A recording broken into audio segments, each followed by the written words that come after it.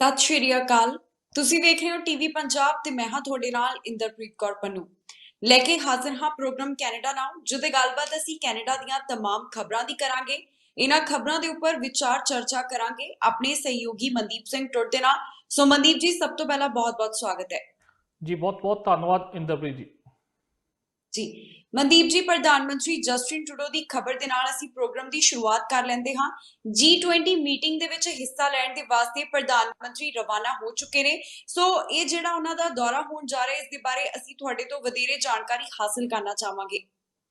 ਬਿਲਕੁਲ ਜੀ, ਕਿਉਂਕਿ ਜਸਟਿਨ ਟਰੂਡੋ ਜਿਹੜੇ ਅੱਜ ਰਵਾਨਾ ਹੋ ਚੁੱਕੇ ਨੇ ਯੂਰਪ ਲਈ, ਔਰ ਉੱਥੇ ਇੱਕ ਤਾਂ G20 ਸੰਮੇਲਨ ਵੀ ਹੋ ਰਿਹਾ, ਇਹਦੇ ਨਾਲ ਨਾਲ ਜਿਹੜੇ ਦੁਨੀਆ ਦੇ ਹੋਰ ਵੱਡੇ ਮੁਲਕ ਨੇ ਉਹਨਾਂ ਦੇ ਆਗੂ ਵੀ ਪਹੁੰਚ ਰਹੇ ਨੇ, ਜਿੱਥੇ ਕਲਾਈਮੇਟ ਚੇਂਜ ਉੱਤੇ ਜਿਹੜੀ ਉਹ ਗੱਲ ਕੀਤੀ ਜਾਵੇ। ਔਰ ਖਾਸ ਕਰਕੇ ਕਲਾਈਮੇਟ ਚੇਂਜ ਦੇ ਨਾਲ ਨਾਲ ਜਿਹੜਾ ਇੱਕ ਹੋਰ ਵੱਡਾ ਮੁੱਦਾ ਆ ਉਹ ਹੈਗਾ ਆ ਵੈਕਸੀਨ ਦਾ, ਕਰੋਨਾ ਵਾਇਰਸ ਦਾ, ਕਿਉਂਕਿ ਇਹ ਵੀ ਇੱਕ ਜਿਹੜੀ ਗਲੋਬਲੀ ਮਹਾਮਾਰੀ ਫੈਲੀ ਹੋਈ ਆ।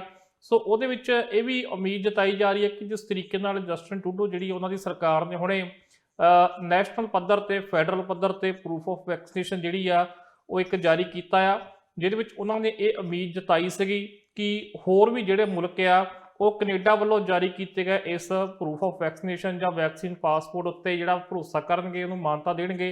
ਹੋ ਸਕਦਾ ਕਿ ਇਸ ਮੁੱਦੇ ਉੱਤੇ ਵੀ ਗੱਲਬਾਤ ਕੀਤੀ ਜਾਵੇ, ਪਰ ਇੰਨਾ ਜ਼ਰੂਰ ਆ ਕਲਾਈਮੇਟ ਚੇਂਜ ਦੇ ਉੱਤੇ ਜਿਹੜੀ ਆ ਗੱਲਬਾਤ ਕੀਤੀ ਜਾਵੇਗੀ। ਇਟਲੀ ਦੇ ਸ਼ਹਿਰ ਰੋਮ ਦੇ ਵਿੱਚ ਇੱਕ ਵੱਡੀ ਪ੍ਰੈਸ ਜਿਹੜੀ ਕਾਨਫਰੰਸ ਆ ਉਹ ਹੋਣ ਜਾ ਰਹੀ ਆ। ਉਸ ਤੋਂ ਬਾਅਦ ਫਿਰ ਗਲਾਸਕੋ ਦੇ ਵਿੱਚ ਵੀ ਜਾਣਗੇ, ਉੱਥੇ ਵੀ ਇੱਕ ਵੱਡਾ ਈਵੈਂਟ ਆ। ਇਹਦੇ ਨਾਲ ਨਾਲ ਫਿਰ ਨੀਦਰਲੈਂਡ ਜਿਹੜਾ ਆ ਉੱਥੇ ਵੀ ਜਾਣਗੇ, ਕਿਉਂਕਿ ਕੈਨੇਡਾ ਅਤੇ ਨੀਦਰਲੈਂਡ ਦੇ ਬੜੇ ਪੁਰਾਣੇ ਸੰਬੰਧ ਨੇ। ਖਾਸ ਕਰਕੇ ਜੇਕਰ ਅਸੀਂ ਵਰਲਡ ਵਾਰ ਦੀ ਗੱਲ ਕਰੀਏ ਤਾਂ ਉੱਥੇ ਵੀ ਕੈਨੇਡਾ ਦੇ ਜਿਹੜੇ ਫੌਜੀ ਸੀ ਜਾ ਕੇ ਲੜੇ ਸੀਗੇ। ਸੋ ਉਹ ਜਿਹੜੀਆਂ ਯਾਦਾਂ ਆ ਉਹ ਵੀ ਤਾਜ਼ਾ ਕੀਤੀਆਂ ਜਾਣਗੀਆਂ। ਉੱਥੇ ਦੇ ਪ੍ਰਧਾਨ ਮੰਤਰੀ ਨਾਲ ਵੀ ਮੀਟਿੰਗ ਕਰਨਗੇ। ਔਰ ਸਭ ਤੋਂ ਵੱਡਾ ਮੁੱਦਾ ਜਿਹੜਾ ਇਹੀ ਆ ਕਿ ਕਲਾਈਮੇਟ ਚੇਂਜ ਇਸ ਵਕਤ ਜਿਸ ਤਰੀਕੇ ਨਾਲ ਕਲਾਈਮੇਟ ਚੇਂਜ ਦੇ ਨਾਲ ਜਿਹੜੇ ਨਵੇਂ ਮੁੱਦੇ ਸਾਹਮਣੇ ਆ ਰਹੇ ਨੇ, ਨਵੇਂ ਚੈਲੰਜ ਆ ਰਹੇ ਨੇ ਸਾਰੇ ਮੁਲਕਾਂ ਦੇ ਵਿੱਚ, ਕਿਉਂਕਿ ਇਹ ਨਹੀਂਗਾ ਕਿ ਜੇਕਰ ਇੱਕ ਮੁਲਕ ਇਹਦਾ ਧਿਆਨ ਨਹੀਂ ਰੱਖਦਾ ਤਾਂ ਕਿਸੇ ਹੋਰ ਮੁਲਕ ਤੇ ਉਹਦਾ ਅਸਰ ਨਹੀਂ ਹੁੰਦਾ, ਕਿਉਂਕਿ ਜਿਹੜੀਆਂ ਹਵਾਵਾਂ ਨੇ, ਪੋਲਿਊਸ਼ਨ ਆ, ਪਾਣੀ ਆ, ਇਹ ਸਰਹੱਦਾਂ ਦੇ ਆਰ-ਪਾਰ ਆਉਂਦਾ ਜਾਂਦਾ ਹੈ ਤੇ ਪੂਰੀ ਦੁਨੀਆ ਤੇ ਇਹਦਾ ਅਸਰ ਪੈਂਦਾ ਆ। ਦੁਨੀਆ ਦੇ ਕਿਹੜੇ ਕੋਨੇ 'ਚ ਕਿਹੜਾ ਦੇਸ਼ ਕੀ ਕਰਦਾ ਆ, ਕਲਾਈਮੇਟ ਚੇਂਜ ਦੇ ਮੱਦੇਨਜ਼ਰ ਦੇਖਿਆ ਜਾਏ ਤਾਂ ਉਹਦਾ ਅਸਰ ਹੋਰਨਾਂ ਮੁਲਕਾਂ ਤੇ ਵੀ ਪੈਂਦਾ ਆ। ਇਸੇ ਕਰਕੇ ਸਾਰੇ ਮੁਲਕ ਜਿਹੜੇ ਆ ਉਹ ਇਕੱਠੇ ਹੋ ਕੇ ਇਸ ਉੱਤੇ ਵਿਚਾਰ ਚਰਚਾ ਕਰਦੇ ਨੇ। ਕਈ ਵਾਰ ਇੱਕ ਦੂਜੇ ਮੁਲਕਾਂ ਦੀਆਂ ਖਾਮੀਆਂ ਵੀ ਕੱਢੀਆਂ ਜਾਂਦੀਆਂ ਨੇ, ਜਿਵੇਂ ਟਰੰਪ ਕੱਢਦੇ ਹੁੰਦੇ ਸੀਗੇ ਕਿ ਫਲਾਣੇ ਮੁਲਕ ਜਿਹੜੇ ਆ ਉਹ ਜਿਹੜਾ ਸਾਰਾ ਪੋਲਿਊਸ਼ਨ ਕਹਿੰਦੇ ਫੈਲਾਉਂਦੇ ਆ ਤੇ ਖਰਚਾ ਕਹਿੰਦੇ ਸਾਰਾ ਅਸੀਂ ਕਰਦੇ ਆ। ਸੋ ਜਿਹੜਾ ਫਰਾਂਸ ਸਮਝੌਤੇ ਤੋਂ ਉਹਨਾਂ ਨੇ ਹੱਥ ਪਿੱਛੇ ਖਿੱਚੇ ਸੀਗੇ, ਹਾਲਾਂਕਿ ਅਮਰੀਕਾ ਉਹਨੂੰ ਦੁਬਾਰਾ ਜੁਆਇਨ ਕਰ ਰਿਹਾ ਜੋ ਬਾਈਡਨ ਦੀ ਅਗਵਾਈ ਦੇ ਵਿੱਚ। ਪਰ ਇਸ ਤਰੀਕੇ ਨਾਲ ਜਿਹੜਾ ਵਾ ਵੱਡੇ ਉੱਥੇ ਜਿਹੜੇ ਐਲਾਨ ਆ ਉਹ ਵੀ ਹੋ ਸਕਦੇ ਆ, ਸਲਾਹਾਂ ਹੋਣਗੀਆਂ ਕਿਸ ਤਰੀਕੇ ਨਾਲ ਕੁਦਰਤ ਨੂੰ ਬਚਾਇਆ ਜਾ ਸਕਦਾ, ਕਿਉਂਕਿ ਮਨੁੱਖਤਾ ਸਾਹਮਣੇ ਇਸ ਵਕਤ ਕਿਹਾ ਜਾ ਰਿਹਾ, ਕਿਸੇ ਇੱਕ ਮੁਲਕ ਸਾਹਮਣੇ ਨਹੀਂ ਬਲਕਿ ਸਮੁੱਚੀ ਮਨੁੱਖਤਾ ਸਾਹਮਣੇ ਇਹ ਇੱਕ ਵੱਡਾ ਚੈਲੰਜ ਆ। ਸੋ ਦੇਖਦੇ ਹਾਂ ਕਿ ਇਹਦੇ ਉੱਤੇ ਕਿਸ ਤਰੀਕੇ ਨਾਲ ਜਿਹੜਾ ਵਾ ਹੁਣ ਉੱਥੇ ਦੁਨੀਆ ਦੇ ਜਿਹੜੇ ਦੇਸ਼ ਆ ਉਹਦੇ ਆਗੂ ਆ ਮਿਲ ਕੇ ਬੈਠਣਗੇ, ਕਿਸ ਤਰੀਕੇ ਦੀ ਗੱਲਬਾਤ ਕਰਦੇ ਆ, ਕਿ ਉੱਥੇ ਜਿਹੜਾ ਪ੍ਰਣ ਲੈ ਕੇ ਵਾਪਸ ਪਰਤਦੇ ਆ। ਇੱਕ ਦਿਲਚਸਪ ਵਿਸ਼ਾ ਹੋਵੇਗਾ ਜੀ ਮਨਦੀਪ ਜੀ, ਇਸ ਤੋਂ ਬਾਅਦ ਇਹ ਵੀ ਖਬਰ ਸਾਹਮਣੇ ਆਈ ਹੈ ਕਿ ਲਿਬਰਲ ਸਰਕਾਰ ਵੱਲੋਂ ਜਿਹੜੇ ਬੈਨੀਫਿਟ ਬੰਦ ਕੀਤੇ ਗਏ, ਸਰਕਾਰ ਵੱਲੋਂ ਜੋ ਪਿਛਲੇ ਦਿਨੀ ਇਸ ਬਾਰੇ ਜਾਣਕਾਰੀ ਦਿੱਤੀ ਗਈ ਸੀ, ਇਸ ਤੋਂ ਬਾਅਦ ਹੁਣ ਐਨਡੀਪੀ ਲੀਡਰ ਜਗਮੀਤ ਸਿੰਘ ਦਾ ਇਸ ਬਾਰੇ ਬਿਆਨ ਆਇਆ। ਕੀ ਕਹਿਣਾ ਹੈ ਜਗਮੀਤ ਸਿੰਘ ਦਾ ਇਸ ਬਾਰੇ? ਬਿਲਕੁਲ ਜੀ, ਐਨਡੀਪੀ ਦਾ ਜਿਹੜਾ ਆਕਰਾਮਕ ਰਵੱਈਆ ਆ ਉਹ ਸਰਕਾਰ ਦੇ ਖਿਲਾਫ ਜਿਹੜਾ ਜਾਰੀ ਆ। ਇੱਕ ਤਾਂ ਉਹਨਾਂ ਵੱਲੋਂ ਅੱਜ ਜਿਹੜੀਆਂ ਦੋ ਸਟੇਟਮੈਂਟ ਜਿਹੜੀਆਂ ਉਹ ਜਾਰੀ ਕੀਤੀਆਂ ਗਈਆਂ ਨੇ। ਪਹਿਲੀ ਵਿੱਚ ਉਹਨਾਂ ਨੇ ਇਹ ਦੋਸ਼ ਲਾਏ ਆ ਜਸਟਿਨ ਟਰੂਡੋ ਸਰਕਾਰ ਤੇ, ਜਿਵੇਂ ਆਪਾਂ ਹੁਣੇ ਜ਼ਿਕਰ ਕਰਕੇ ਹਟੇ ਆ, ਕਿ ਕਲਾਈਮੇਟ ਚੇਂਜ ਦੇ ਮੁੱਦੇ ਉੱਤੇ ਇੱਕ ਜਿਹੜੀ ਕਾਨਫਰੰਸ ਹੋ ਰਹੀ ਆ ਉਹਦੇ 'ਚੋਂ ਹਿੱਸਾ ਲੈਣ ਉਹ ਜਾ ਰਹੇ ਆ। ਪਰ ਐਨਡੀਪੀ ਦਾ ਕਹਿਣਾ ਆ ਕਿ ਕਹਿੰਦੇ ਵੀ ਜਿਹੜੀਆਂ ਰਿਪੋਰਟਸ ਆ ਰਹੀਆਂ ਨੇ, ਜਿਸ ਤਰੀਕੇ ਨਾਲ ਸਾਰਾ ਕੰਮਕਾਰ ਹੋ ਰਿਹਾ, ਕਹਿੰਦੇ ਵੀ ਐਂ ਲੱਗਦਾ ਆ ਕਿ ਕਲਾਈਮੇਟ ਚੇਂਜ ਦੇ ਮੁੱਦੇ ਨੂੰ ਲੈ ਕੇ ਜਿਹੜੀ ਲਿਬਰਲ ਸਰਕਾਰ ਆ ਉਹ ਬਹੁਤੀ ਸੀਰੀਅਸ ਨਹੀਂ, ਇਹ ਦੋਸ਼ ਲਾਏ ਨੇ। ਉਸ ਤੋਂ ਬਾਅਦ ਹੁਣ ਗੱਲ ਕਰਦੇ ਆ ਜਿਹੜੇ ਬੈਨੀਫਿਟਸ ਬੰਦ ਹੋਏ ਆ, ਕਿਉਂਕਿ ਜਗਮੀਤ ਸਿੰਘ ਹੋਣਾ ਵੱਲੋਂ ਜਿਹੜਾ ਇਹ ਬਿਆਨ ਜਾਰੀ ਕੀਤਾ ਗਿਆ ਉਹਨਾਂ ਦੇ ਨਾਮ ਦੇ ਉੱਤੇ ਉਹਨਾਂ ਦੀ ਪਾਰਟੀ ਵੱਲੋਂ, ਕਹਿੰਦੇ ਵੀ ਮਹਿਜ 48 ਘੰਟੇ ਪਹਿਲਾਂ ਸਰਕਾਰ ਐਲਾਨ ਕਰਦੀ ਹੈ ਕਿ ਜਿਹੜੇ ਉਹਨਾਂ ਦੇ ਬੈਨੀਫਿਟਸ ਆ ਉਹ ਖਤਮ ਹੋਣ ਜਾ ਰਹੇ ਨੇ, ਉਹਦੀ ਥਾਂ ਕਹਿੰਦੇ ਕੋਈ ਹੋਰ ਨਵਾਂ ਸਿਸਟਮ ਸ਼ੁਰੂ ਕਰਨ ਜਾ ਰਹੇ ਨੇ ਜਾਂ ਕਰ ਦਿੱਤਾ ਗਿਆ, ਜੋ ਬਹੁਤਾ ਅਸਰਦਾਰ ਨਹੀਂ, ਜੋ ਉਹਨਾਂ ਦੇ ਸ਼ਬਦ ਨੇ। ਔਰ ਇਹਦੇ ਨਾਲ ਉਹਨਾਂ ਨੇ ਕਿਹਾ ਕਿ 9 ਲੱਖ ਲੋਕ ਜਿਹੜੇ ਸੀਗੇ ਇਸ ਵਕਤ ਉਹਨਾਂ ਨੂੰ ਇਹ ਬੈਨੀਫਿਟਸ ਆ ਰਹੇ ਸੀ, ਜਿਨ੍ਹਾਂ ਦੀਆਂ ਜੌਬਸ ਗਈਆਂ ਨੇ।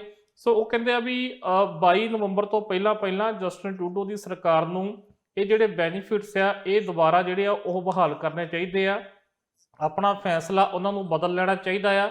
ਔਰ ਇਹਦੇ ਨਾਲ ਉਹ ਕਹਿੰਦੇ ਵੀ ਕਿਉਂਕਿ ਜਿਹੜਾ ਮਹਾਮਾਰੀ ਉਹ ਕਹਿੰਦੇ ਹਲੇ ਖਤਮ ਨਹੀਂ ਹੋਈ ਆ, ਜੇਕਰ ਕਿਤੇ ਲੋਕਡਾਊਨ ਨਹੀਂ ਲੱਗੇ ਇਹਦਾ ਮਤਲਬ ਇਹ ਨਹੀਂ ਕਿ ਮਹਾਮਾਰੀ ਖਤਮ ਹੋ ਗਈ ਜਾਂ ਮਹਾਮਾਰੀ ਦਾ ਪ੍ਰਭਾਵ ਖਤਮ ਹੋ ਗਿਆ। ਉਹ ਕਹਿੰਦੇ ਲੋਕ ਹੱਲੇ ਵੀ ਪ੍ਰਭਾਵਿਤ ਨੇ, ਹੱਲੇ ਵੀ ਕਾਫੀ ਲੋਕ ਨੇ ਜਿਨ੍ਹਾਂ ਕੋਲ ਨੌਕਰੀਆਂ ਨਹੀਂ ਜਾਂ ਪਹਿਲਾਂ ਵਾਲੀ ਉਹਨਾਂ ਦੀ ਇਨਕਮ ਜਿਹੜੀ ਆ ਉਹ ਨਹੀਂ ਹੋਈ ਆ। ਸੋ ਇਸ ਕਰਕੇ ਉਹ ਕਹਿੰਦੇ ਵੀ ਇੱਕਦਮ ਜਿਹੜੀਆਂ ਇਹ ਜਿਹੜੀ ਮਦਦ ਚੱਲ ਰਹੀ ਸੀ CRB ਵਰਗੀ, ਕਹਿੰਦੇ ਇਹ ਬੰਦ ਕਰਨੀ ਗਲਤ ਆ। ਸੋ ਜਸਟਿਨ ਟਰੂਡੋ ਹੁਣਾਂ ਨੂੰ ਇਹ ਫੈਸਲਾ ਜਿਹੜਾ ਆ ਉਹ ਵਾਪਸ ਲੈਣਾ ਚਾਹੀਦਾ ਆ। ਹਾਲਾਂਕਿ ਕੰਜ਼ਰਵੇਟਿਵ ਇਸ ਮਾਮਲੇ ਵਿੱਚ ਜਿਹੜੀ ਉਹ ਮੈਨੂੰ ਲੱਗਦਾ ਕਿ ਨਾਲ ਹੋਵੇਗੀ, ਕਿਉਂਕਿ ਹਾਲਾਂਕਿ ਉਹਨਾਂ ਨੇ ਨਵੰਬਰ 20 ਤੱਕ ਮੰਗ ਕੀਤੀ ਸੀ, ਪਰ ਜਸਟਿਨ ਟਰੂਡੋ ਉਹਨਾਂ ਨੇ ਅਕਤੂਬਰ ਦੇ ਅਖੀਰ ਤੱਕ ਹੀ ਜਿਹੜੀ ਉਹ ਬੰਦ ਕਰ ਦਿੱਤੀ ਆ। ਸੋ ਜਗਮੀਤ ਸਿੰਘ ਜਿਹੜੇ ਇਸ ਹੱਕ ਵਿੱਚ ਨੇ, ਕਿਉਂਕਿ ਚੋਣ ਪ੍ਰਚਾਰ ਦੌਰਾਨ ਵੀ ਉਹ ਦਾਅਵਾ ਕਰਦੇ ਸੀ, ਕਹਿੰਦੇ ਵੀ ਜਦੋਂ ਇਹ ਅਪ੍ਰੈਲ 2020 ਵਿੱਚ ਸ਼ੁਰੂ ਹੋਇਆ ਕੰਮ, ਜਦੋਂ ਸਰਬ ਵਰਗੀ ਸਕੀਮ ਆਈ ਆ, ਤੇ ਕਹਿੰਦੇ ਇਹ ਲਿਬਰਲ ਸਰਕਾਰ ਜਿਹੜੀ ਆ ਸਿਰਫ $1000 ਕਹਿੰਦੇ ਵੀ ਮਹੀਨਾ ਦੇਣ ਨੂੰ ਤਿਆਰ ਸੀ, ਪਰ ਕਹਿੰਦੇ ਅਸੀਂ ਉਹਨੂੰ ਡਬਲ ਕਰਾਇਆ, ਅਸੀਂ ਉਹਨੂੰ 2000 ਜਿਹੜਾ ਕਰਵਾਇਆ। ਸੋ ਹੁਣ ਇਹ ਵੀ ਦੇਖਣਾ ਬਣਦਾ ਕਿ ਜਿਸ ਤਰੀਕੇ ਨਾਲ ਇੱਕ ਪਾਸੇ ਮਿਨੋਰਟੀ ਸਰਕਾਰ ਆ, ਦੂਜੇ ਪਾਸੇ ਜਗਮੀਤ ਸਿੰਘ ਹੁਣਾਂ ਤੋਂ ਸਪੋਰਟ ਦੀ ਉਮੀਦ ਵੀ ਜ਼ਰੂਰ ਰੱਖਦੇ ਹੋਣਗੇ ਪਾਰਲੀਮੈਂਟ ਵਿੱਚ ਜਸਟਿਨ ਟਰੂਡੋ। ਸੋ ਜਿਹੜਾ ਸਟੈਂਡ ਜਗਮੀਤ ਸਿੰਘ ਨੇ ਹੁਣ ਇਹ ਲਿਆ, ਜਿਹੜਾ ਉਸ ਦਿਨ ਵੀ ਲਿਆ ਸੀ ਜਦੋਂ ਨੇ ਫੈਸਲਾ ਕੀਤਾ ਸੀਗਾ, ਇੱਕ ਵਾਰੀ ਫਿਰ ਉਹਨਾਂ ਨੇ ਬਿਆਨ ਜਾਰੀ ਕੀਤਾ ਕਿ ਆਪਣਾ ਫੈਸਲਾ ਸਰਕਾਰ ਨੂੰ ਬਦਲਣਾ ਚਾਹੀਦਾ। ਸੋ ਦਿਲਚਸਪ ਇਹੀ ਹੋਵੇਗਾ ਕਿ ਹੁਣ ਜਗਮੀਤ ਸਿੰਘ ਇਹ ਦੁਬਾਰਾ ਸੇਵਾ ਬਹਾਲ ਕਰਵਾ ਪਾਉਂਦੇ ਆ ਜਾਂ ਨਹੀਂ। ਹੁਣ ਇੰਨਾ ਕੁ ਪ੍ਰੈਸ਼ਰ ਜਸਟਿਨ ਟਰੂਡੋ ਤੇ ਪਾ ਪਾਉਂਦੇ ਆ ਕਿ ਇਹ ਜਿਹੜੀਆਂ ਬੈਨੀਫਿਟ ਹੈ ਦੁਬਾਰਾ ਸ਼ੁਰੂ ਹੋ ਸਕਣ। ਇਹ ਵੀ ਪਾਰਲੀਮੈਂਟ ਦੇ ਦੌਰਾਨ ਵੀ ਤੇ ਪਾਰਲੀਮੈਂਟ ਸ਼ੁਰੂ ਹੋਣ ਤੋਂ ਪਹਿਲਾਂ ਵੀ ਦੇਖਣਾ ਦਿਲਚਸਪ ਹੋਊਗਾ।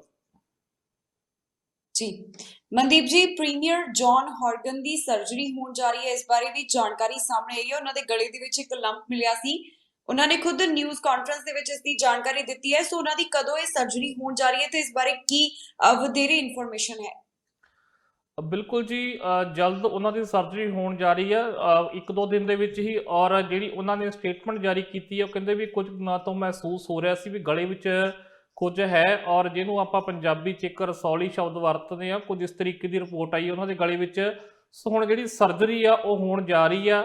ਸੋ ਉਸ ਤੋਂ ਬਾਅਦ ਪਤਾ ਲੱਗੇਗਾ ਕਿ ਇਹ ਮਹਿਜ ਇੱਕ ਰਸੌਲੀ ਆ ਜੇ ਇਸ ਤੋਂ ਕੋਈ ਹੋਰ ਗੰਭੀਰ ਗੱਲ ਆ। ਪਰ ਜੌਨ ਹੌਰਗਨ ਕਹਿੰਦੇ ਵੀ ਉਹਨਾਂ ਨੂੰ ਉਮੀਦ ਹੈ ਵੀ ਉਹ ਜਲਦ ਜਿਹੜੇ ਉਹ ਰਿਕਵਰੀ ਕਰ ਲੈਣਗੇ। ਔਰ ਉਹ ਕਹਿੰਦੇ ਵੀ ਬਹੁਤ ਸਾਰਾ ਕੰਮ ਹਜੇ ਜਿਹੜਾ ਕਰਨਾ ਬਾਕੀ ਆ, ਉਹ ਹਲੇ BC ਲਈ ਉਹਨਾਂ ਨੇ ਬਹੁਤ ਸਾਰੇ ਕਹਿੰਦੇ ਸੁਪਨੇ ਆ, ਬਹੁਤ ਸਾਰਾ ਕੰਮ ਬਾਕੀ ਆ, ਉਹ ਕਰਦੇ ਰਹਿਣਗੇ ਔਰ ਆਪਣੇ ਅਹੁਦੇ ਤੇ ਜਿਹੜਾ ਉਹ ਬਣੇ ਰਹਿਣਗੇ। ਪਰ ਫਿਲਹਾਲ ਉਹਨਾਂ ਨੇ ਜਿਹੜਾ ਆਪਣਾ ਕੰਮ ਆ, ਉਹਨਾਂ ਨੇ ਜਿਹੜੇ ਇੱਕ ਡਿਪਟੀ CM ਜਿਹੜੇ ਮਾਈਕ ਫਾਰਨਵਰਥ ਜਿਹੜੇ ਆ ਉਹ ਥਾਪ ਦਿੱਤੇ ਗਏ ਆ। ਸੋ ਉਹ ਹੁਣ ਸਾਰਾ ਜਿਹੜਾ ਕੰਮ ਉਹਨਾਂ ਦੇ ਆਫਿਸ ਦਾ ਦੇਖਣਗੇ ਜਦ ਤੱਕ ਉਹ ਸਰਜਰੀ ਤੋਂ ਬਾਅਦ ਠੀਕ ਹੋ ਕੇ ਵਾਪਸ ਨਹੀਂ ਆਉਂਦੇ।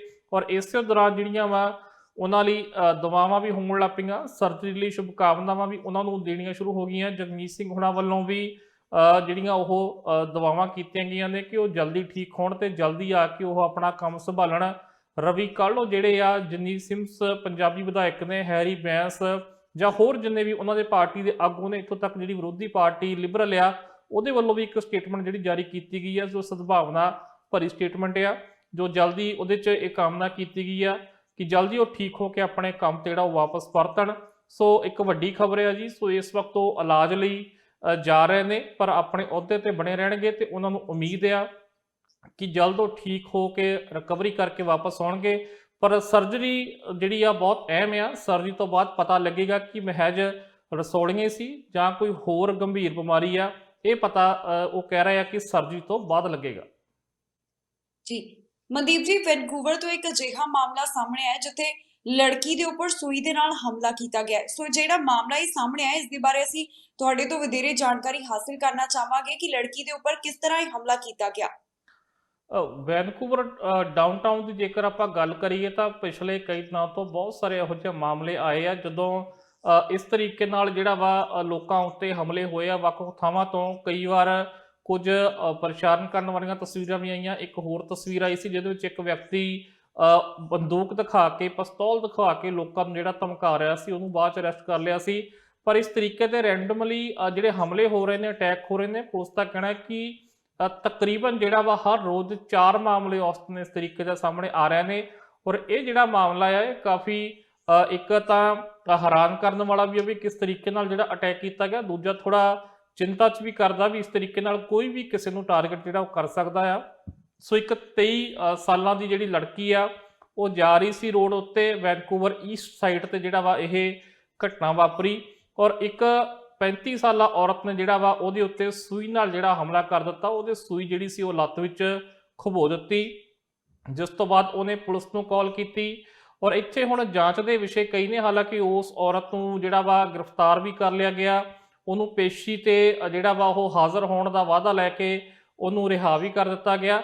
ਪਰ ਹੁਣ ਜਾਂਚ ਦਾ ਵਿਸ਼ਾ ਇੱਕ ਇਹ ਵੀ ਆ ਕਿ ਉਹ ਸੂਈ ਕਿਤੇ ਕੋਈ ਇਨਫੈਕਸ਼ਨ ਜਾਂ ਕੋਈ ਜਾਣ ਕੇ ਕਿਸੇ ਤਰੀਕੇ ਨਾਲ, ਕਿਉਂਕਿ ਅਸੀਂ ਜਾਣਦੇ ਹਾਂ ਕਿ ਜਦੋਂ ਸੂਈਆਂ ਆ ਵਰਤੀਆਂ ਜਾਂਦੀਆਂ ਨੇ ਖਾਸ ਕਰਕੇ ਇੰਜੈਕਸ਼ਨ ਲਈ, ਤਾਂ ਕਿੰਨੇ ਤਰੀਕੇ ਦੇ ਇਹਤਿਆਤ ਜਿਹੜੇ ਉੱਥੇ ਕੀਤੇ ਜਾਂਦੇ ਆ, ਨਵੀਂ ਸੂਈ ਵਰਤੀ ਜਾਂਦੀ ਆ। ਸੋ ਇਹ ਵੀ ਇੱਕ ਚਿੰਤਾ ਦਾ ਵਿਸ਼ਾ ਵੀ ਕਿਤੇ ਇਹ ਤਾਂ ਨਹੀਂ ਉਹ ਸੂਈ ਕਿਤੇ ਪਹਿਲਾਂ ਵਰਤੀ ਹੋਈ ਸੀ ਜਾਂ ਉਹਦੇ ਉੱਤੇ ਕੋਈ ਇਨਫੈਕਸ਼ਨ ਕਿਸੇ ਤਰੀਕੇ ਦਾ ਇਸ ਤਰੀਕੇ ਦਾ ਲੱਗਾ ਹੋਵੇ ਜਿਸ ਨਾਲ ਬਾਅਦ 'ਚ ਕੋਈ ਗੰਭੀਰ ਬਿਮਾਰੀ ਹੋ ਜਾਵੇ। ਸੋ ਇਸ ਤਰੀਕੇ ਦੀਆਂ ਬਹੁਤ ਸਾਰੀਆਂ ਅਸੀਂ ਦੇਖਿਆ ਕਿ ਚੀਜ਼ਾਂ ਹੁੰਦੀਆਂ ਨੇ। ਸੋ ਇਹ ਇੱਕ ਆਪਣੇ ਤਰੀਕੇ ਦਾ ਅਨੋਖਾ ਹਮਲਾ ਸੀ। ਸੋ ਇਹ ਵੀ ਹੁਣ ਇੱਕ ਜਾਂਚ ਦਾ ਵਿਸ਼ਾ ਆ ਔਰ ਇਸ ਮਾਮਲੇ 'ਚ ਹਮਦਰਦੀ ਵੀ ਜਤਾਈ ਜਾ ਰਹੀ ਹੈ ਕਿ ਇੱਕ 23 ਸਾਲ ਦੀ ਉਹ ਲੜਕੀ ਜਿਹਦਾ ਕੋਈ ਕਸੂਰ ਨਹੀਂ, ਜੋ ਰੋਡ ਤੇ ਤੁਰੀ ਜਾ ਰਹੀ ਸੀ, ਅਚਾਨਕ ਇਸ ਤਰੀਕੇ ਨਾਲ ਉਹ ਹਮਲੇ ਦਾ ਸ਼ਿਕਾਰ ਹੋਈ ਆ। ਤੇ ਜਿਸ ਤਰੀਕੇ ਨਾਲ ਪਹਿਲਾਂ ਦੱਸ ਕੇ ਹਟਿਆ ਕਿ ਪੁਲਿਸ ਦਾ ਕਹਿਣਾ ਕਿ ਇਹ ਲਗਾਤਾਰ ਵੱਧ ਰਹੇ ਨੇ, ਸੋ ਇਹਦੇ ਕਰਕੇ ਕੁਝ ਹੋਰ ਪੁਲਿਸ ਪਲਾਨ ਕਰ ਰਹੀ ਹੈ ਤਾਂ ਕਿ ਇਹ ਮਾਮਲੇ ਰੋਕੇ ਜਾਣ, ਕਿਉਂਕਿ ਔਸਤਨ ਮਾਫ ਕਰਨਾ 4 ਮਾਮਲੇ ਤਾਂ ਇਦਾਂ ਦੇ ਆ ਹੀ ਰਹੇ ਨੇ।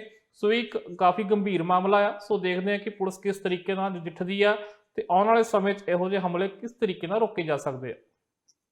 ਜੀ ਮਨਦੀਪ ਜੀ, ਕਰੋਨਾ ਵਾਇਰਸ ਦੇ ਦੌਰਾਨ ਹੁਣ ਵੱਖ-ਵੱਖ ਥਾਵਾਂ ਦੇ ਉੱਪਰ ਕੋਵਿਡ-19 ਵੈਕਸੀਨ ਨੂੰ ਲਾਜ਼ਮੀ ਕੀਤਾ ਜਾ ਰਿਹਾ, ਪ੍ਰੂਫ ਆਫ ਵੈਕਸੀਨੇਸ਼ਨ ਜਿਹੜਾ ਹੈ ਉਹ ਮੰਗਿਆ ਜਾ ਰਿਹਾ। ਵਰਕਰਸ ਜਿਹੜੇ ਨੇ ਉਹਨਾਂ ਵਾਸਤੇ ਵੀ ਅਜਿਹਾ ਕਦਮ ਚੁੱਕਿਆ ਗਿਆ, ਪਰ ਮਾਮਲਾ ਔਟਵਾ ਤੋਂ ਸਾਹਮਣੇ ਆ ਰਿਹਾ ਜਿੱਥੇ ਆਫੀਸਰ ਵੱਲੋਂ ਖੁਦ ਹੀ ਜੋ ਹੈ ਧੋਖਾ ਕਰਨ ਦੀ ਕੋਸ਼ਿਸ਼ ਕੀਤੀ ਗਈ, ਉਹਨਾਂ ਵੱਲੋਂ ਇੱਕ ਗਲਤ ਪ੍ਰੂਫ ਆਫ ਵੈਕਸੀਨੇਸ਼ਨ ਦਿਖਾਉਣ ਦੀ ਕੋਸ਼ਿਸ਼ ਕੀਤੀ ਗਈ ਹੈ। ਸੋ ਇਹ ਜੋ ਮਾਮਲਾ ਸਾਹਮਣੇ ਆਇਆ, ਇਸ ਨੂੰ ਕਿਸ ਤਰ੍ਹਾਂ ਦੇਖਦੇ ਹੋ?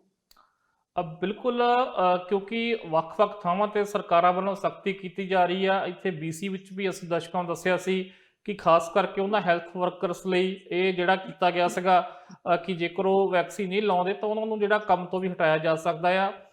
ਫੈਡਰਲ ਜਿਹੜੇ ਅਧਿਕਾਰੀ ਆ ਉਹਨਾਂ ਲਈ ਫੈਡਰਲ ਸਰਕਾਰ ਨੇ ਐਲਾਨ ਕੀਤਾ ਸੀਗਾ ਕਿ ਜੇਕਰ ਉਹ ਵੈਕਸੀਨ ਨਹੀਂ ਲਗਵਾਉਂਦੇ ਤਾਂ ਉਹਨਾਂ ਨੂੰ ਅਨਪੇਡ ਲੀਵ ਤੇ ਭੇਜਿਆ ਜਾਵੇਗਾ। ਕਿਊਬਕ ਨੇ ਵੀ ਇਸ ਤਰੀਕੇ ਦਾ ਫੈਸਲਾ ਕੀਤਾ ਸੀ ਕਿ ਉਹਨਾਂ ਨੂੰ ਆਪਣੀ ਨੌਕਰੀ ਤੋਂ ਹੱਥ ਧੋਣਾ ਪਵੇਗਾ ਜੋ ਵੈਕਸੀਨ ਨਹੀਂ ਲਗਵਾਉਣਗੇ। ਸੋ ਇਸ ਤਰੀਕੇ ਦੀ ਖਬਰ ਇਹ ਕੋਈ ਪਹਿਲੀ ਨਹੀਂ ਗੀ, ਪਹਿਲਾਂ ਵੀ ਕੁਝ ਥਾਵਾਂ ਤੇ ਇਸ ਤਰੀਕੇ ਦੇ ਮਾਮਲੇ ਸਾਹਮਣੇ ਆਏ ਆ। ਕਈ ਥਾਵਾਂ ਤੇ 1 ਤੋਂ ਡਾਕਟਰ ਇਸ ਤਰੀਕੇ ਦੇ ਫੜੇ ਗਏ ਆ ਜਿਹੜੇ, ਕਿਉਂਕਿ ਜੇਕਰ ਤੁਹਾਨੂੰ ਡਾਕਟਰ ਇਹ ਕਹਿ ਦਿੰਦਾ ਆ ਉਹ ਇੱਕ ਤੁਹਾਨੂੰ ਸਰਟੀਫਿਕੇਟ ਇਸ ਤਰੀਕੇ ਦਾ ਕੋਈ ਦੇ ਦਿੰਦਾ ਆ ਕਿ ਇਹਦੇ ਵੈਕਸੀਨ ਜਿਹੜੀ ਆ ਉਹਨੂੰ ਵੈਕਸੀਨ ਤੋਂ ਰਾਹਤ ਦਿੱਤੀ ਜਾਵੇ, ਕਿਉਂਕਿ ਮੈਡੀਕਲ ਕਾਰਨ ਨੇ ਵੈਕਸੀਨ ਇਹਦੇ ਨਹੀਂ ਲੱਗ ਸਕਦੀ ਜੇ ਇਹਨੂੰ ਮਾਸਕ ਪਾਉਣ ਤੋਂ ਰਾਹਤ ਦਿੱਤੀ ਜਾਵੇ। ਇਸ ਤਰੀਕੇ ਦੇ ਵੀ 1-2 ਨਕਲੀ ਛੋਟਾ ਦਿੰਦੇ ਡਾਕਟਰ ਵੀ ਜਿਹੜੇ ਆ ਉਹ ਫੜੇ ਗਏ ਨੇ। ਸੋ ਇਸੇ ਤਰੀਕੇ ਨਾਲ ਇਹ ਵੀ ਇੱਕ ਮਾਮਲਾ ਸਾਹਮਣੇ ਆਇਆ। 2 ਕੇਸ ਪਹਿਲਾਂ ਵੀ ਸ਼ਾਇਦ ਜੇ ਮੈਂ ਗਲਤ ਨਹੀਂ ਤਾਂ ਕਿਊਬਕ ਤੋਂ ਇਸੇ ਤਰੀਕੇ ਦੇ ਸਾਹਮਣੇ ਆਏ ਸੀ ਫੇਕ ਪ੍ਰੂਫ ਆਫ ਵੈਕਸੀਨੇਸ਼ਨ ਦੇ, ਉਸੇ ਤਰੀਕੇ ਦਾ ਇਹ ਮਾਮਲਾ ਆ। ਸੋ ਬਹੁਤ ਕੁਝ ਲੋਕ ਹੈਗੇ ਨੇ ਇਸ ਤਰੀਕੇ ਦੇ, ਕਿਉਂਕਿ ਵੈਸੇ ਤਾਂ ਵੈਕਸੀਨੇਸ਼ਨ ਰੇਟ ਬਹੁਤ ਹਾਈ ਹੈ ਕੈਨੇਡਾ ਦਾ, ਪਰ ਕੁਝ ਲੋਕ ਇਹੋ ਜਿਹੇ ਹੈਗੇ ਨੇ ਜਿਹੜੇ ਹਾਲੇ ਵੀ ਵੈਕਸੀਨ ਜਿਹੜਾ ਉਹ ਨਹੀਂ ਲਗਵਾਉਣਾ ਚਾਹੁੰਦੇ। ਸੋ ਉਹਨਾਂ ਵੱਲੋਂ ਕੁਝ ਇਸ ਤਰੀਕੇ ਦੇ ਜੇਕਰ ਰਸਤੇ ਅਪਣਾਏ ਜਾਂਦੇ ਨੇ ਤੇ ਖਬਰ ਉਹਨਾਂ ਲਈ ਆ ਕਿ ਇਸ ਤਰੀਕੇ ਨਾਲ ਫਿਰ ਉਹ ਮੁਸ਼ਕਲ ਵਿੱਚ ਵੀ ਪੈ ਸਕਦੇ ਨੇ ਕਿ ਜੇਕਰ ਉਹ ਕਿਤੇ ਫੇਕ ਪ੍ਰੂਫ ਆਫ ਵੈਕਸੀਨੇਸ਼ਨ ਜਿਹੜਾ ਉਹ ਦਿਖਾਉਂਦੇ ਨੇ ਜਾਂ ਇਸ ਤਰੀਕੇ ਦੀ ਕੋਸ਼ਿਸ਼ ਕਰਦੇ ਨੇ, ਔਰ ਗਾਜ਼ ਉਹਨਾਂ ਤੇ ਵੀ ਡਿੱਗੇਗੀ ਜਿੱਥੋਂ ਇਹਨਾਂ ਨੇ ਇਹ ਹਾਸਲ ਕੀਤਾ ਫੇਕ। ਜੇ ਉਹਨਾਂ ਦੇ ਕੋਈ ਆਪਣੀ ਕਾਰਸਤਾਨੀ ਆ ਤੇ ਇਹਦੀ ਵੀ ਜ਼ਰੂਰ ਜਿਹੜੀ ਉਹ ਜਾਂਚ ਹੋਵੇਗੀ। ਸੋ ਇਸ ਤਰੀਕੇ ਦੇ ਨਾਲ ਜੇਕਰ ਹੋਰ ਵੀ ਮਾਮਲੇ ਸਾਹਮਣੇ ਆਉਂਦੇ ਆ ਜਾਂ ਕੋਈ ਹੋਰ ਵੀ ਇਸ ਤਰੀਕੇ ਦੀ ਕੋਸ਼ਿਸ਼ ਕਰ ਰਿਹਾ ਤੇ ਉਹਦੇ ਲਈ ਵੀ ਇਹ ਖਬਰ ਸਾਬਕ ਆ ਕਿ ਇਸ ਤਰੀਕੇ ਨਾਲ ਜਿਹੜਾ ਸਰਕਾਰੀ ਸਿਸਟਮ ਬਣਿਆ ਜਾਂ ਇਸ ਤਰੀਕੇ ਦਾ ਸਿਸਟਮ ਬਣਾ ਦਿੱਤਾ ਗਿਆ ਵਾ ਕਿ ਜੇਕਰ ਤੁਸੀਂ ਫੇਕ ਵੀ ਬਣਾਉਣ ਦੀ ਕੋਸ਼ਿਸ਼ ਕਰਦੇ ਤਾਂ ਤੁਸੀਂ ਫੜੇ ਜਾਵੋਗੇ, ਕਿਉਂਕਿ ਰਿਕਾਰਡ ਜਿਨ੍ਹਾਂ ਦੇ ਆਲਰੇਡੀ ਉਹਨਾਂ ਦੇ ਸਰਕਾਰ ਕੋਲ ਸਾਰੇ ਪਏ ਆ ਜਿਨ੍ਹਾਂ ਨੇ ਵੈਕਸੀਨ ਲਗਵਾਈ ਆ, ਜਿਨ੍ਹਾਂ ਨੇ ਨਹੀਂ ਲਗਵਾਈ ਉਹਨਾਂ ਨੂੰ ਫਿਰ ਇਸ ਤਰੀਕੇ ਦੀਆਂ ਚੀਜ਼ਾਂ ਦਾ ਸਾਹਮਣਾ ਕਰਨਾ ਪਵੇਗਾ ਜੇਕਰ ਉਹ ਇਸ ਤਰੀਕੇ ਦੇ ਫੇਕ ਪ੍ਰੂਫ ਆਫ ਵੈਕਸੀਨੇਸ਼ਨ ਦਿਖਾਉਣ ਦੀ ਕੋਸ਼ਿਸ਼ ਕਰਨਗੇ। ਜੀ ਮਨਦੀਪ ਜੀ, ਕੰਜ਼ਰਵੇਟਿਵ ਪਾਰਟੀ ਨੂੰ ਲਗਾਤਾਰ ਵੈਕਸੀਨੇਸ਼ਨ ਦੇ ਮੁੱਦੇ ਦੇ ਉੱਪਰ ਘੇਰਿਆ ਜਾ ਰਿਹਾ ਹੈ ਕਿਉਂਕਿ ਚੋਣ ਪ੍ਰਚਾਰ ਦੌਰਾਨ ਵੀ ਉਹਨਾਂ ਵੱਲੋਂ ਆਪਣੇ ਉਮੀਦਵਾਰਾਂ ਦੇ ਲਈ ਸਖਤੀ ਦੇ ਨਾਲ ਵੈਕਸੀਨੇਸ਼ਨ ਲਾਗੂ ਨਹੀਂ ਕੀਤੀ ਗਈ। ਉਸ ਤੋਂ ਬਾਅਦ ਹੁਣ ਜਦੋਂ ਪਾਰਲੀਮੈਂਟ ਸ਼ੁਰੂਆਤ ਹੋਣ ਦੀ ਗੱਲ ਆਉਂਦੀ ਹੈ, ਮੈਂਬਰ ਪਾਰਲੀਮੈਂਟ ਦੇ ਵਾਸਤੇ ਕੋਵਿਡ-19 ਵੈਕਸੀਨ ਨੂੰ ਲਾਜ਼ਮੀ ਕੀਤਾ ਜਾ ਰਿਹਾ ਤੇ ਉਹਨਾਂ ਵੱਲੋਂ ਵਿਰੋਧ ਕੀਤਾ ਗਿਆ ਸੀ। ਪਰ ਹੁਣ ਕੰਜ਼ਰਵੇਟਿਵ ਪਾਰਟੀ ਦੇ ਜਿਹੜੇ ਲੀਡਰ ਨੇ ਉਹਨਾਂ ਦਾ ਇੱਕ ਤਾਜ਼ਾ ਬਿਆਨ ਸਾਹਮਣੇ ਆਇਆ, ਉਸ ਦੇ ਵਿੱਚ ਉਹਨਾਂ ਦਾ ਕੀ ਕਹਿਣਾ ਹੈ ਵੈਕਸੀਨ ਦੇ ਬਾਰੇ? ਬਿਲਕੁਲ ਜੀ, ਜਿਹੜਾ ਵੈਕਸੀਨੇਸ਼ਨ ਜਿਹੜਾ ਮੈਂਡੇਟਰੀ ਕੀਤੀ ਹੋਈ ਆ ਇਹ ਇੱਕ ਗਲੇ ਦੀ ਹੱਡੀ ਬਣਿਆ ਹੋਇਆ ਕੰਜ਼ਰਵੇਟਿਵ ਪਾਰਟੀ ਲਈ। ਅਸੀਂ ਚੋਣਾਂ 'ਚ ਵੀ ਦੇਖਿਆ ਕਿ ਇਸ ਮਸਲੇ ਉੱਤੇ ਉਹਨਾਂ ਦੀ ਕਾਫੀ ਗਰਾਰੀ ਅੜੀ ਸੀਗੀ ਔਰ ਐਰਨ ਅਟੂਲ ਕਹਿ ਰਹੇ ਸੀ ਕਿ ਸਾਨੂੰ ਜਿਹੜੀ ਨਿਜਤਾ ਆ ਉਹ ਅਧਿਕਾਰ ਦਾ ਜਿਹੜਾ ਸਾਨੂੰ ਪਾਲਣ ਕਰਨਾ ਚਾਹੀਦਾ। ਪਰ ਉਹ ਇੱਕ ਪਾਸੇ ਇਹ ਵੀ ਵਾਅਦਾ ਕਰ ਰਹੇ ਸੀਗੇ ਕਿ ਜਿਹੜਾ ਉਹ ਕੈਨੇਡਾ ਦਾ ਵੈਕਸੀਨੇਸ਼ਨ ਰੇਟ ਆ ਉਹ 90% ਤੋਂ ਜਿਹੜਾ ਉੱਪਰ ਲੈ ਕੇ ਜਾਣਗੇ। ਪਰ ਉਹ ਕਹਿੰਦੇ ਸੀ ਵੀ ਉਹ ਪ੍ਰੂਫ ਆਫ ਵੈਕਸੀਨੇਸ਼ਨ ਜਿਹੜਾ ਜਾਂ ਵੈਕਸੀਨ ਮੈਂਡੇਟਰੀ ਕਰਨ ਦੇ ਹੱਕ ਵਿੱਚ ਨਹੀਂ ਗੇ। ਇਸੇ ਤਰੀਕੇ ਦੀ ਹੀ ਜਿਹੜੀ ਉਹਨਾਂ ਦੀ ਪਾਲਿਸੀ ਸੀ ਉਹ ਆਪਣੇ ਉਮੀਦਵਾਰਾਂ ਨੂੰ ਲੈ ਕੇ ਸੀਗੀ। ਹਾਲਾਂਕਿ ਇਹਦੇ ਵਿੱਚ ਅਸੀਂ ਇਹ ਵੀ ਕਹਿ ਸਕਦੇ ਹਾਂ ਕਿ ਜਿਹੜਾ ਕੰਜ਼ਰਵੇਟਿਵ ਪਾਰਟੀ ਦਾ ਬੋਰਡ ਆ ਜਾਂ ਹੋਰ ਬਹੁਤ ਸਾਰੇ ਲੀਡਰ ਆ ਉਹਦੇ ਵਿੱਚ ਇਕੱਲੇ ਇਹਨਾਂ ਦੀ ਨਹੀਂ ਚੱਲਦੀ। ਸ਼ਾਇਦ ਇਕੱਲੇ ਐਰਨ ਅਟੂਲ ਤਾਂ ਇਸ ਹੱਕ 'ਚ ਹੋਣਗੇ, ਪਰ ਇਸ ਮਾਮਲੇ 'ਚ ਇਹ ਵੀ ਹੋ ਸਕਦਾ ਕਿ ਉਹਨਾਂ ਦੀ ਵਾਹ ਨਾ ਗਈ ਹੋਵੇ ਜਾਂ ਪਾਰਟੀ ਦੇ ਜਿਹੜੇ ਕੁਝ ਕੱਟੜ ਸਮਰਥਕ ਆ ਜਾਂ ਲੀਡਰ ਨੇ ਉਹ ਇਸ ਚੀਜ਼ ਲਈ ਨਾ ਮੰਨੇ ਹੋਣ। ਹੁਣ ਜਿਹੜਾ ਵਾ ਕਿਉਂਕਿ ਪਹਿਲਾਂ ਤਾਂ ਇਹ ਕਿਹਾ ਗਿਆ ਸੀ ਕਿ ਜਦੋਂ ਹੁਣ ਪਾਰਲੀਮੈਂਟ ਹਿੱਲ ਦੇ ਵਿੱਚ ਜਿਹਨੇ ਵੀ ਜਾਣਾ ਆ, ਚਾਹੇ ਕੋਈ MP ਆ, ਸਟਾਫ ਆ, ਉਹਨੂੰ ਪ੍ਰੂਫ ਆਫ ਵੈਕਸੀਨੇਸ਼ਨ ਦੇਣਾ ਪਵੇਗਾ, ਭਾਵ ਕਿ ਉਹਨੂੰ ਵੈਕਸੀਨ ਜਿਹੜੀ ਉਹ ਲਗਵਾਉਣੀ ਪਵੇਗੀ। ਹੁਣ ਬਾਕੀ ਜਿਹੜੀਆਂ 3-4 ਪਾਰਟੀਆਂ ਨੇ, NDP ਹੋ ਗਈ ਜਾਂ ਗ੍ਰੀਨ ਲਿਬਰਲ ਜਾਂ ਬਲਾਕ ਯੁਵਕ ਪਾਰਟੀ, ਉਹਨਾਂ ਨੇ ਤਾਂ ਪਹਿਲਾਂ ਹੀ ਸਾਰੇ ਜਾਣਕਾਰੀ ਦਿੱਤੀ ਹੋਈ ਹੈ ਕਿ ਸਾਡੇ ਸਾਰੇ ਜਿਹੜੇ MP ਨੇ ਉਹ ਵੈਕਸੀਨੇਟਡ ਨੇ। ਇੱਥੋਂ ਤੱਕ ਉਹਨਾਂ ਦੇ ਜਿਹੜੇ ਸਾਰੇ ਉਮੀਦਵਾਰ ਸੀ ਉਹ ਵੀ ਵੈਕਸੀਨੇਟਡ ਸੀਗੇ। ਪਰ ਕੰਜ਼ਰਵੇਟਿਵ ਨੇ ਜਿਹੜੀ ਆਪਣੀ ਇਹ ਪਾਲਿਸੀ ਲਾਗੂ ਨਹੀਂ ਕੀਤੀ ਸੀ। ਉਹਨਾਂ ਦਾ ਇਹ ਸੀਗਾ ਵੀ ਜੇਕਰ ਕਿਸੇ ਨੇ ਵੈਕਸੀਨ ਨਹੀਂ ਲਗਵਾਈ, ਪਹਿਲਾਂ ਤਾਂ ਕਹਿੰਦੇ ਸੀ ਵੀ ਲਗਵਾਓ ਜੇ ਲਗਵਾ ਸਕਦੇ ਆ, ਜੇ ਨਹੀਂ ਲਗਵਾਉਣਾ ਚਾਹੁੰਦੇ ਤਾਂ ਤੁਸੀਂ ਜਦੋਂ ਰੋਜ਼ ਕੰਪੇਨ ਕਰਨ ਜਾਂਦੇ ਆ ਤਾਂ ਉਸ ਤੋਂ ਪਹਿਲਾਂ ਕੋਵਿਡ ਟੈਸਟ ਜਿਹੜਾ ਵਾ ਜ਼ਰੂਰ ਕਰੋ। ਉਸ ਤੋਂ ਬਾਅਦ ਫਿਰ ਹੁਣ ਜਦੋਂ ਪਾਰਲੀਮੈਂਟ ਹਿੱਲ ਦੀ ਗੱਲ ਆਈ ਤਾਂ ਉਹਨਾਂ ਨੇ ਪਹਿਲਾਂ ਤਾਂ ਵਿਰੋਧ ਕੀਤਾ ਵੀ ਕਹਿੰਦੇ ਇਸ ਤਰੀਕਾ ਨਹੀਂ ਹੋ ਸਕਦਾ। ਹੁਣ ਉਹਨਾਂ ਨੇ ਫੈਸਲਾ ਲਿਆ ਕਿ ਠੀਕ ਹੈ, ਅਸੀਂ ਇਸ ਫੈਸਲੇ ਦਾ ਸਮਰਥਨ ਕਰਾਂਗੇ, ਅਸੀਂ ਆਪਣਾ ਜਿਹੜਾ ਪ੍ਰੂਫ ਆਫ ਵੈਕਸੀਨੇਸ਼ਨ ਆ ਸਾਰੇ ਜਿਹੜੇ MP ਆ ਉਹ ਸਾਡੇ ਦੇਣਗੇ। ਹੁਣ ਇਹਦੇ ਵਿੱਚ ਸਵਾਲ ਇਹ ਆ ਕਿਉਂਕਿ ਪਹਿਲਾਂ ਤਾਂ ਇਹ ਨਹੀਂ ਦੱਸ ਸਕੇ ਸੀ ਕੰਜ਼ਰਵੇਟਿਵ ਦੇ ਆਗੂ ਕਿ ਉਹਨਾਂ ਦੇ ਜਿਹੜੇ, ਕਿਉਂਕਿ 119 ਉਹ ਆਪ ਨੇ, ਬਾਕੀ ਜਿਹੜੇ ਉਹਨਾਂ ਦੇ 118 ਨੇ, ਉਹਦੇ ਵਿੱਚੋਂ ਕਿੰਨੇ ਉਹਨਾਂ ਦੇ ਜਿਹੜੇ MP ਨੇ ਉਹ ਵੈਕਸੀਨੇਟਡ ਨੇ, ਕਿੰਨਿਆਂ ਨੇ ਵੈਕਸੀਨ ਨਹੀਂ ਲਗਵਾਈ ਆ। ਹੁਣ ਪਾਰਲੀਮੈਂਟ ਵਾਲੇ ਦਿਨ ਵੀ ਇਹ ਜਿਹੜੀ ਦਿਲਚਸਪੀ ਰਹੇਗੀ ਕਿ ਕਿੰਨੇ MP ਕੰਜ਼ਰਵੇਟਿਵ ਦੇ ਪਹੁੰਚਦੇ ਨੇ, ਉਹਨਾਂ ਵਿੱਚੋਂ ਕਿੰਨਿਆਂ ਦੇ ਜਿਹੜੀ ਆ ਉਹ ਵੈਕਸੀਨ ਲੱਗੀ ਹੋਵੇਗੀ। ਜੇਕਰ ਕਿਉਂਕਿ ਹੁਣ ਇਹ ਤਾਂ ਸਾਫ਼ ਆ ਕਿ ਜਿਹੜੇ ਅੰਦਰ ਜਾਣਗੇ ਉਹਨਾਂ ਦੇ ਲੱਗੀ ਹੋਵੇਗੀ, ਉਹ ਪ੍ਰੂਫ ਆਫ ਵੈਕਸੀਨੇਸ਼ਨ ਦੇ ਕੇ ਜਾਣਗੇ।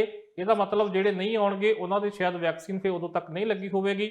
ਸੋ ਦੇਖਦੇ ਹਾਂ ਕਿਸ ਤਰੀਕੇ ਦੇ ਹਾਲਾਤ ਬਣਦੇ ਨੇ। ਪਰ ਉਹ ਕਹਿੰਦੇ ਕਿ ਅਸੀਂ ਚੈਲੰਜ ਜਿਹੜਾ ਵਾ ਉਹ ਪਾਰਲੀਮੈਂਟ ਦੇ ਅੰਦਰ ਜ਼ਰੂਰ ਕਰਾਂਗੇ, ਪਰ ਪ੍ਰੂਫ ਆਫ ਵੈਕਸੀਨੇਸ਼ਨ ਜਿਹੜਾ ਜਾ ਕੇ ਅਸੀਂ ਉੱਥੇ ਜ਼ਰੂਰ ਦੇਵਾਂਗੇ।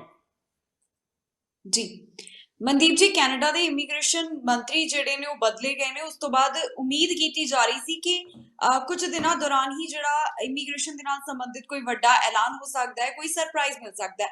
ਫੈਡਰਲ ਪੱਧਰ ਦੇ ਉੱਪਰ ਤਾਂ ਅਜਿਹਾ ਨਹੀਂ ਹੋਇਆ, ਪਰ ਇੱਕ ਸੂਬੇ ਵੱਲੋਂ ਇਸ ਤਰ੍ਹਾਂ ਦਾ ਐਲਾਨ ਕੀਤਾ ਗਿਆ ਹੈ। ਕਿਊਬਿਕ ਦੇ ਵੱਲੋਂ ਇਮੀਗ੍ਰੇਸ਼ਨ ਦੇ ਨਾਲ ਸੰਬੰਧਿਤ ਕਿਹੜਾ ਤਾਜ਼ਾ ਐਲਾਨ ਕੀਤਾ ਗਿਆ ਹੈ? ਬਿਲਕੁਲ ਜੀ, ਜਿਸ ਤਰੀਕੇ ਨਾਲ ਅਸੀਂ ਦੇਖਦੇ ਹਾਂ ਕਿ ਕੈਨੇਡਾ ਸਰਕਾਰ ਵੱਲੋਂ ਆਪਣੇ ਟਾਰਗੇਟ ਐਲਾਨੇ ਜਾਂਦੇ ਆ, ਉਸੇ ਤਰੀਕੇ ਨਾਲ ਆਪਣਾ ਟਾਰਗੇਟ ਜਿਹੜਾ ਉਹ ਕਿਊਬਕ ਸੂਬੇ ਨੇ ਵੀ ਐਲਾਨਿਆ ਵੀ ਉਹਨਾਂ ਨੂੰ ਇਸ ਸਾਲ ਦੇ ਵਿੱਚ ਕਿੰਨੀ ਇਮੀਗ੍ਰੇਸ਼ਨ ਚਾਹੀਦੀ ਹੈ। ਸੋ ਉਹਨਾਂ ਨੇ ਇਹ 52,000 ਦਾ ਟਾਰਗੇਟ ਰੱਖਿਆ ਜੀ ਕਿ 52,000 ਜਿਹੜੇ ਪ੍ਰਵਾਸੀ ਆ ਉਹਨਾਂ ਨੂੰ ਅਸੀਂ ਕਿਊਬਕ ਦੇ ਵਿੱਚ ਇਸ ਸਾਲ 'ਚ ਥਾਂ ਦੇਵਾਂਗੇ।